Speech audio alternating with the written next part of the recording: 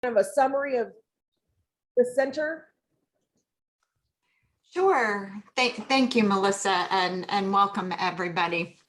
Like Melissa said, she's a partner with SOFL, who is leading the Registered Apprenticeship Technical Assistance Center of Excellence for Strategic Partnerships and System Alignment. That is a very long mouthful, I know.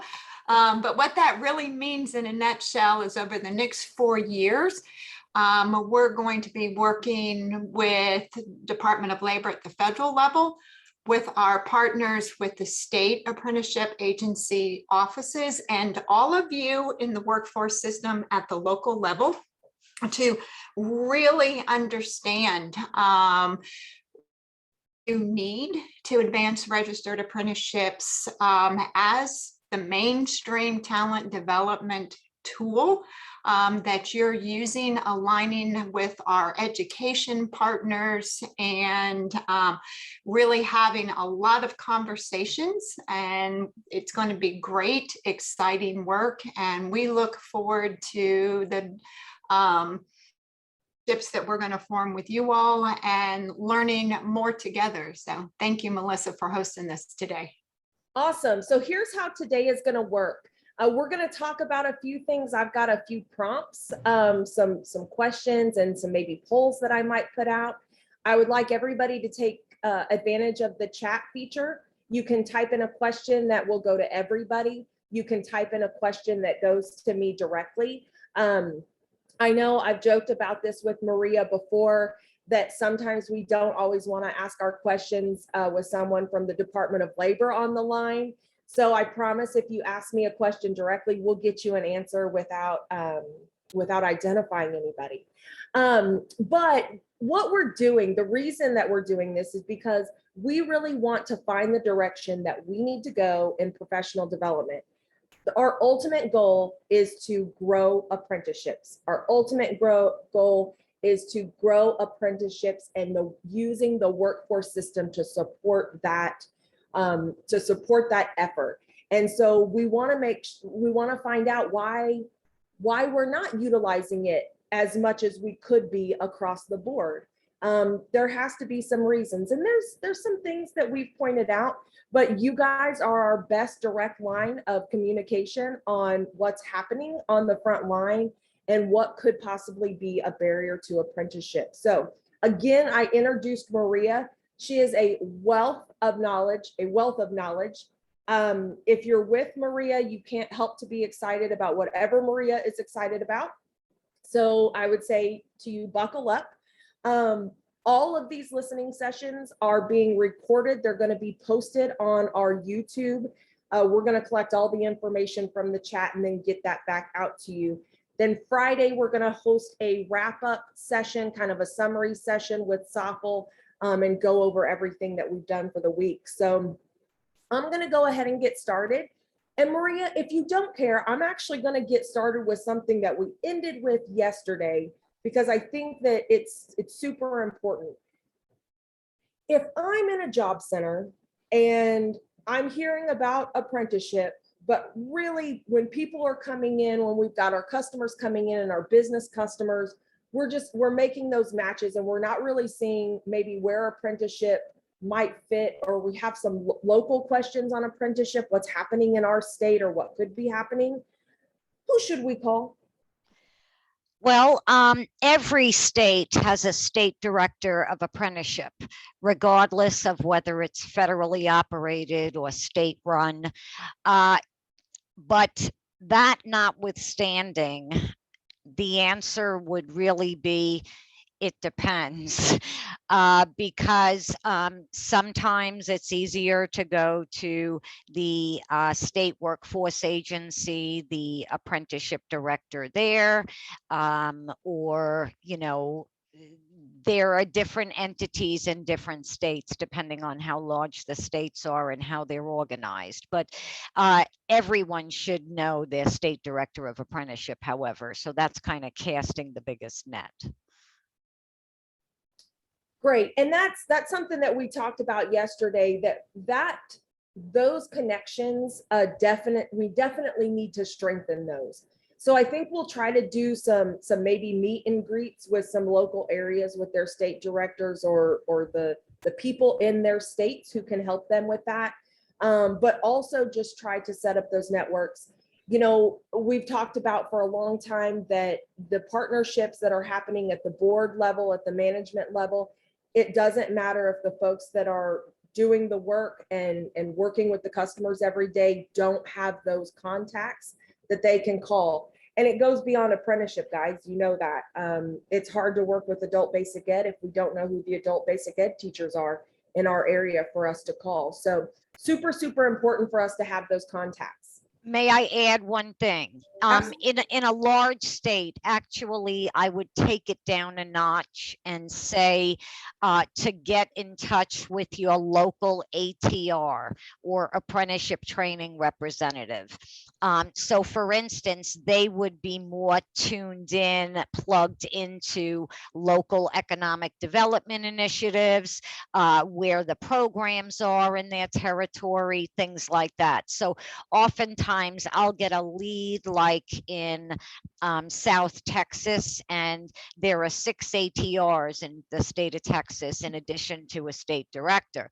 And I will just, point that lead in the direction of that ATR because they're the boots on the ground, so to speak. But in larger, in some of the like northern states, even though they're quite large, like North Dakota, South Dakota, Wyoming, there's only a state director, there's no ATR. So the contact would be the state director. Right, absolutely. Okay, so here's my first question that I'm going to put out to everybody that's on the line. Again, help me out by answering stuff in the chat. You can do that directly to me or to everyone, either way. Have you ever used WIOA to fund any portion of a registered apprenticeship? And by that I mean any portion to help that customer or business customer to support that registered apprenticeship. And while you guys are typing that in, here's another question. What is the most difficult portion of registered apprenticeship to understand? What part of the registered apprenticeship process is difficult to understand? And Lisa, I'm gonna call on you really fast, just while people are typing this in. So we talked a little bit yesterday about what was the benefit of apprenticeship above and beyond just going out and finding an employee and putting them out there on the floor and training them on what to do. And we've had a couple good answers. So anything you would add to that on the benefit of apprenticeship? Mm-hmm. So from my perspective, and I've worked, by the way, just a little bit of background for those who don't know me, I've been a former workforce board CEO. I've also been on the one-stop contractor side, and even was one of the frontline staff people who used to hand out job order referrals. So there you go. It goes from the whole gamut here. And from my perspective, when we were working with businesses to help them get involved in registered apprenticeships, it was really about a way to not only recruit, but retain your workforce. So for instance, what we're seeing right now is a lot of employers want to do their registered apprenticeships with their current employees. They want them to learn more. They want to push them up a level, but they don't have a good mechanism to do that. And RA is a way for us to do that. So to me, that's a huge sell point that we can all start to use is how do I help you retain your current workforce? Well, I help you give them the skills, which then, of course, means you have to give a little bit of a wage progression. But once you've done that, now you have a backfill. So now we can also talk about that backfill coming in. And a lot of times employers, especially in some of the non-traditional industries, they are not thinking about registered apprenticeship as a way to actually do this. They think about what do I have to give as my own, HR department starts to try to put out professional development for them and things like that. So if you're thinking in, for instance, healthcare, although healthcare is getting more mainstreamed with this, but if you start to think about IT or cybersecurity, or even a lot of the artificial intelligence pieces that are now going on, these employers are not thinking about registered apprenticeship as a way to recruit and retain. So to me, it's a new benefit for a new set of industries. That is a perfect segue, Lisa, to something I would like to mention, in that, you know, we all think of traditional apprenticeships and the non-traditional apprenticeships, or what we would call the newer models, right? The traditional being the building trades, the auto workers, those types of apprenticeships. And then, you know, all of the buzzwords, we all know our workforce buzzwords like cybersecurity and all of that, and healthcare. But we can even walk the walk. So Maria actually was instrumental in helping the workforce development system now has national standards established for a workforce development professional apprenticeship. So, you know, I think that the workforce system also needs to listen to the benefits, because we're all looking for employees just like everybody else. But we've got some really good, really good comments coming in that I want to talk about. And Melissa, if you don't mind, I really want to jump on this incumbent worker training thing. Oh, because well, that's fine. You've picked your favorite comment, Lisa. Picked my favorite comments right there, you know. And the reason I did that is because I have found so many people in our workforce system who are like, can I actually use WIOA dollars like that on people? Yes, absolutely. Registered apprenticeship, absolutely. Incumbent worker training funds, yes, that would be what that is. You can, in some states, get another, it's incumbent worker training, but sometimes they call it employed worker training just to make a slight differentiation. Each state does it differently. You can get some grants that way too that could help with this. A lot of states are pushing registered apprenticeship more and more. So asking even your state to pay attention to, maybe set aside some money for your workforce systems to be able to, you know, do grants to promote registered apprenticeship with incumbent workers, huge piece for you guys to do. You all know we have to advocate for ourselves, and we have to always speak up and say, hey, we'd like this. So absolutely, you can use your WIOA funds. You can do it through incumbent worker, or if you're doing a new hire in for them, of course, as long as they're eligible for WIOA, you can do that. Absolutely. Maria, I just want to say thank you for monitoring the chat and answering. When's the last time you've been on a listening session where someone from the Department of Labor is monitoring the chat and answering questions? Gotta love that. This is why we appreciate her so much. But let me add something. Wait a second. Am I not allowed to do that? Is somebody going to come to my house? Oh, no, you are so totally allowed, Maria. You are not only allowed, we love it. We want you all the time. Yeah, no, absolutely. Maria's the best. She knows that. She doesn't know that. She knows that I think that. She knows that I think that. But let me go one step further on the incumbent worker training. A little bit about my background. I was a fiscal manager at my local workforce board. And even though everybody else might have known that I could pay for that with incumbent worker training, it didn't matter if the fiscal person said no. We could really kill a lot of good ideas. So I think that's something that we'll probably put on the table as far as developing training, in that, yes, you can, but we want to be able to tell you why and how. And that way you can talk to those folks in your fiscal department and say, seriously, we really do know this. Okay, let's go to something else that was in here. And Maria, I think you could probably help us a little bit with this as well. There were a couple people that mentioned they would do it, but they're just not aware of what apprenticeship programs are available in their area. So if they have somebody come in, how do they know that there's an employer out there that has an apprenticeship? Well, the best way to know that is through the ATR, who ideally would have a relationship with the BSR. You know, one of the connections Actually, if I could step back for a second, could I just do a soapbox for 15 seconds? Okay. There is so much money coming down the pike. Whatever the reauthorized National Apprenticeship Act is going to look like, it's going to have a lot more money, and it's certainly going to be longer than 4 paragraphs like the current legislation. So that being said, we must begin thinking, and that's why this is so awesome, about communication infrastructures. And I'm not just talking about a slap and tickle here and a slap and tickle there. I'm talking about specific procedures and protocols that would support a greater alignment among frontline staff.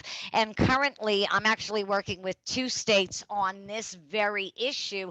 And there are certain things that we're doing to accomplish that.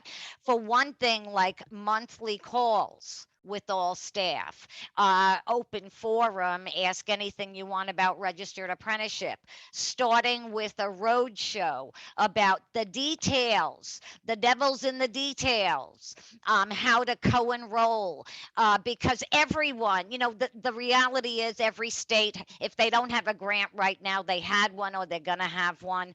So, you got to have those structures in place. And I think that there's a lot that can be done in that area, such as really telling people how they could use their grant and their WIOA funding for the same individual or the same employer. But of course, what comes first, the chicken or the egg? So there's a lot of stuff there. There's also brochures. You said somebody comes in and, how do they know? What kind of signage is there? I mean, the front person at the center is backed up and they're like, hamina, hamina, hamina, I could barely breathe. You want me to talk to you about this training modality? I don't think so. However, one of the things I'm working on with these states is developing these targeted brochures that would be on the front desk. And get this, the staff at the job centers are the ones who are providing the feedback and the comment. Because, like, for instance, if the BSRs don't respect, and I mean it, the brochure for employers that they're meeting with and they're spending their time with, then they're not going to use that brochure.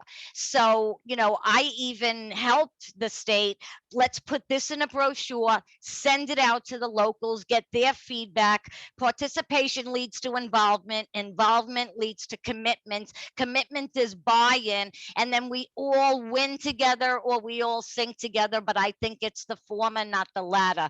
Sorry, that was longer than 15 seconds. No, But Maria, that was a great soapbox, and it was a great tie to what the center is doing. Yes, because yes. that specific detailed step by step, do this, sing this way, this is the note, whatever you want to say there. That's exactly what we're going to do. Free help.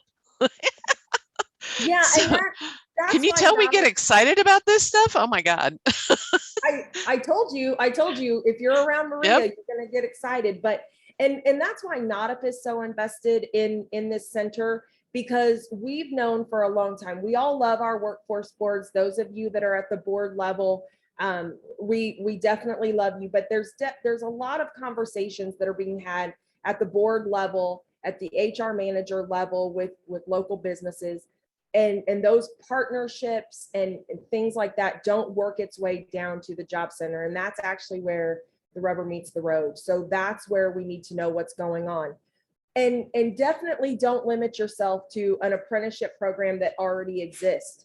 So I would, if you're not on the business service team, keep track of what's going on with the business service team, because if you have a customer looking for a specific occupation, that's a perfect time to start a program if you want to.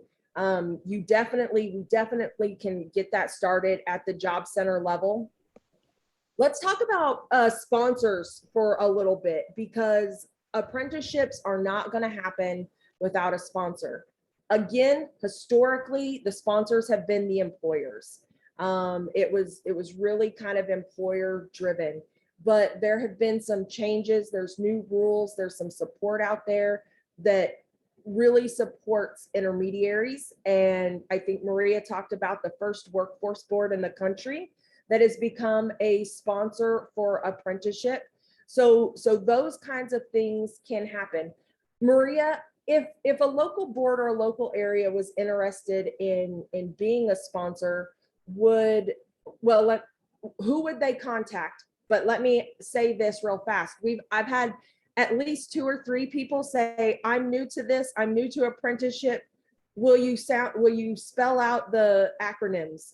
So don't forget, we've got new folks. And so when we're saying COE and RA and ATR and SAA, but who would they contact if they wanted their board to be a sponsor?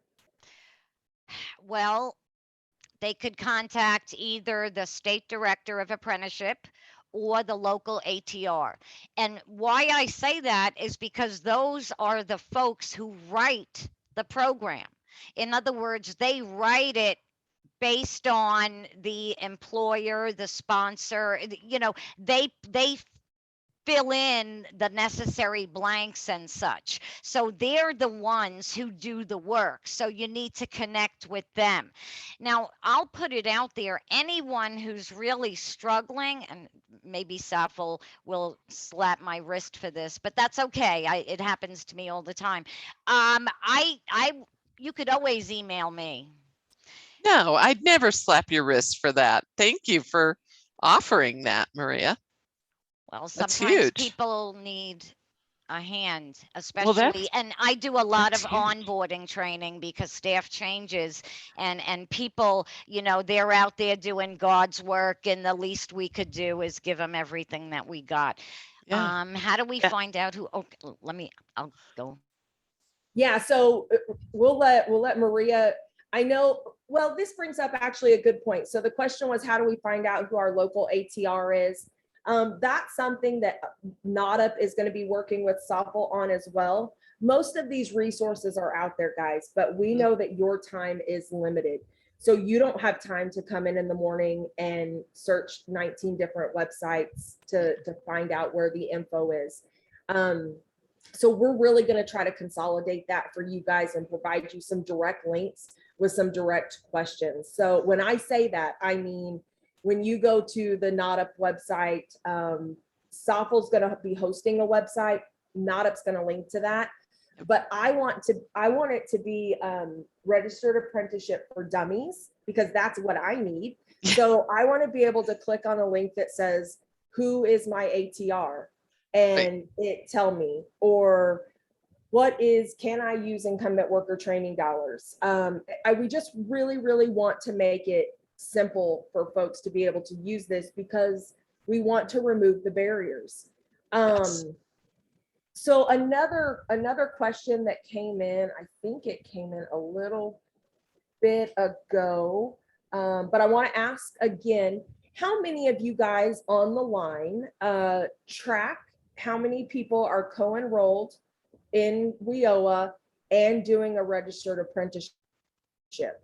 That would be interesting for me. That's one of the things NADUP's going to be working on, is kind of establishing a baseline for that, and just trying to find out how many people actually track that information. Or actually spend those dollars. And it looked like when you said that before, Melissa, it looked like we only had a couple of people who answered that, saying that you did that with discretionary grants, or Todd, you talked a little bit about the ABE providers and such.